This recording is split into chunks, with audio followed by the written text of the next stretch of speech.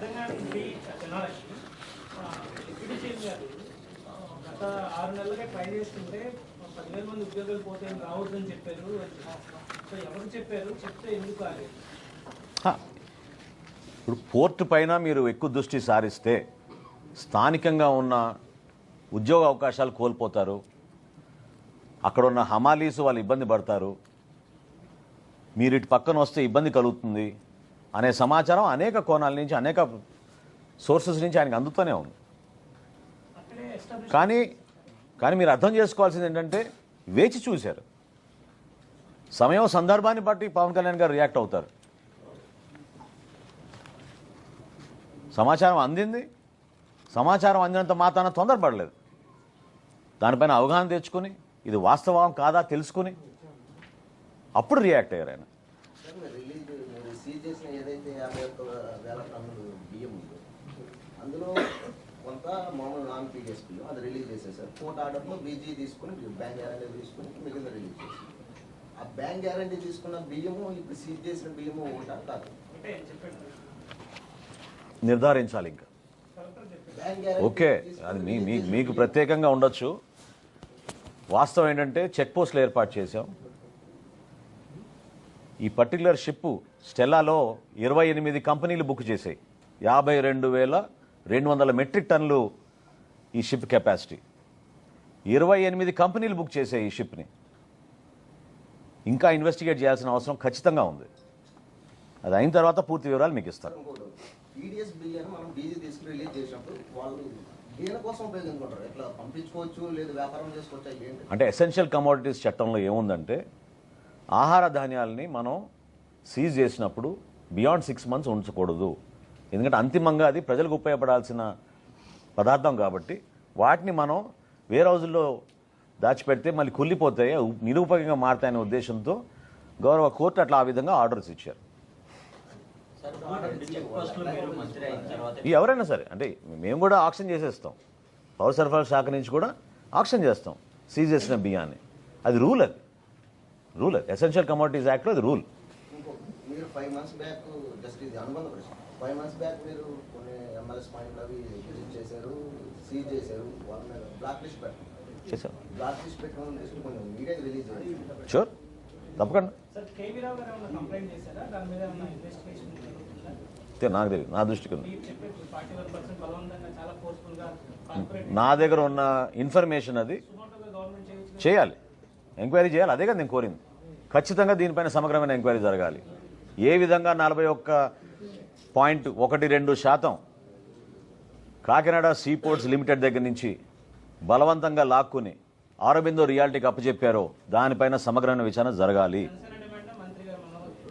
ఇది మా party demand. పక్కదారి పడుతున్న బియ్యం డిపార్ట్మెంట్ నుంచి వెళ్తుందా లేదా ప్రజల నుంచి వెళ్తుందా, ఎట్లా వెళ్తుంది? దాని మీద డైవర్ట్ అయిన బియ్యం అంటే నేను చెప్పిన దాంట్లో మీరు ఇంకొంచెం లోతుగా అర్థం చేసుకోవాలి. గతంలో ఇటువంటి వ్యవస్థ ఎప్పుడు లేదు. ఇప్పుడు గ్రామాల్లో వార్డులో వీళ్ళు ఈ వ్యవస్థను ఏర్పాటు చేసి ఏదైతే గవర్నమెంట్ సరఫరా చేస్తుందో ఈ బియ్యాన్ని వీళ్ళు సేకరించుకుని ఈ ఎండియు వ్యాన్ల ద్వారా ఒక సెంటర్ పాయింట్కి తోలుకుని అక్కడి నుంచి జాతీయ రహదారి పైన గతంలో వీళ్ళు గ్రీన్ ఛానల్గా ఏర్పాటు చేసుకుని ఇష్టానుసారంగా వీళ్ళు ఈ బియ్యాన్ని ఎగుమతి చేశారు.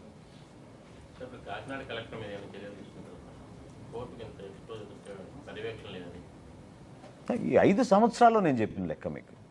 ఈ 5 దాని వచ్చిన తర్వాత మేము మార్పులు చేసాం. మేము చెక్ పోస్టులు ఏర్పాటు చేసినాం, ఆధారం సిబ్బంది పెట్టాం. ఇంత పెద్ద పోర్టుకి కేవలం 20 మంది పోలీస్ సిబ్బందిని ఏర్పాటు చేసి 5 సంవత్సరాలు నడిపారంటే దాని అర్థం మీకు తెలియదు.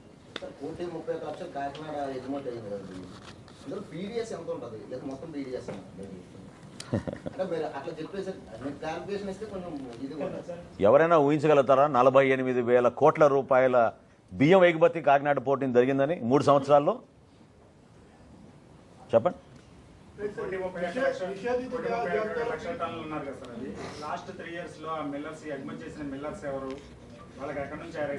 తీస్తాం, ఖచ్చితంగా తీస్తాం. ఆల్రెడీ 41A నోటీసులు సర్వ్ చేసాం. డీటెయిల్ ఇన్వెస్టిగేషన్ చేపించి ఖచ్చితంగా అవన్నీ వివరాలు తీస్తాం.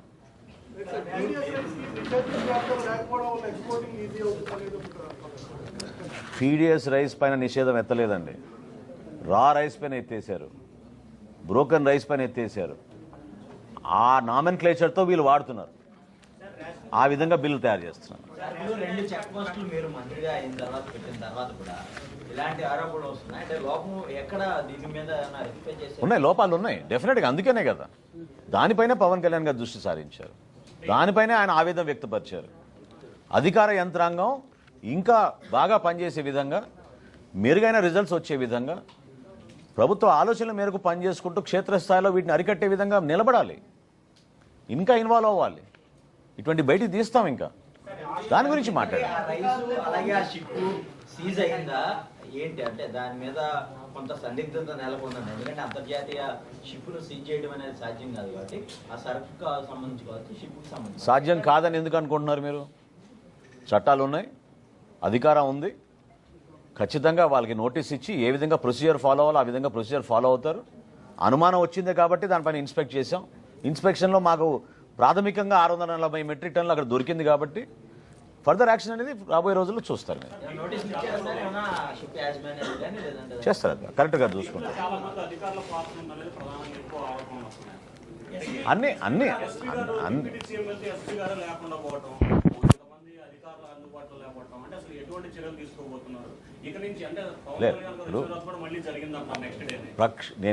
నేను మరొకసారి రీట్రేట్ చేస్తున్నా, ఖచ్చితంగా దీనిపైన సమగ్రమైన లోతైన ఎంక్వైరీ అవసరం.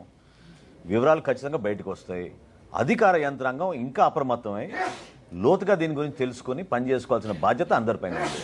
సో ఒక పర్టికులర్ వ్యక్తి కాదు, ఏం కాదు. సో డెఫినెట్గా వీ విల్ మేక్ ద ప్రక్షాళన తీసుకొస్తాం. థ్యాంక్స్.